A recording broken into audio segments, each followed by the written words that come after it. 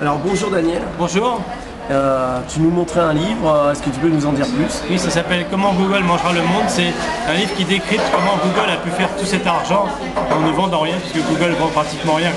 Alors est-ce que, quand tu dis ils ne vendent rien, ils ont quand même une méthode, un process? Oui, ce qui se passe, c'est que Google vend des mots-clés. N'importe quelle activité au monde est client de Google. Par exemple, toi, est-ce qu'il y a une activité que tu fais, par exemple un hobby que tu as, je sais pas? Le rugby? Le rugby, eh ben, Google pourrait te vendre le mot-clé rugby, par exemple. Ou le ballon de rugby, je sais pas qu'est-ce que tu vends dans le rugby. Qu'est-ce que tu pourrais maillot, des maillots de rugby. Prenons le mot-clé maillot de rugby.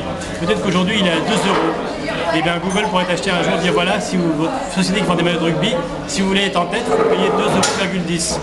Et puis il te rappelle 20 jours plus tard, maintenant il y a un concurrent qui a pris à 2,50 €, maintenant est-ce que vous voulez payer 3 €? Et ainsi de suite. Si on multiplie ça par le nombre d'activités qu'il y a au monde, on voit que Google peut vendre au monde entier avec un système d'enchères.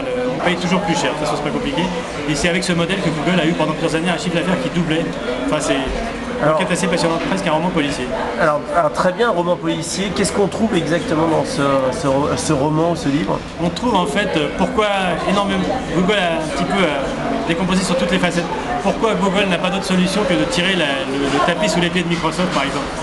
Pourquoi Google pourrait représenter une menace pour la vie privée. Enfin on voit toutes ces données qu'ils emmagasinent. Et tu as un petit peu tous les domaines sur ta liste. D'accord, alors tu as parlé de Microsoft, ouais. Tu as fait il y a quelques années un livre sur son patron. Est-ce qu'il y a des liens entre les deux livres? Disons que les deux sociétés, ce qui est assez marrant, elles ont développé toutes les deux ce qu'on peut appeler le revenu automatique. Microsoft en fait c'est un revenu automatique, c'est Windows. Quand on achète un PC, il y a Windows dedans. Quand on achète un PC à Dell, Dell nous vend Windows, ça veut dire que c'est Dell qui bosse pour Microsoft quelque part, ou Compaq, ou etc. Et Google un petit peu toutes les sociétés rêvent d'avoir ce truc qui s'appelle le revenu automatique, c'est-à-dire que ça marche tout seul.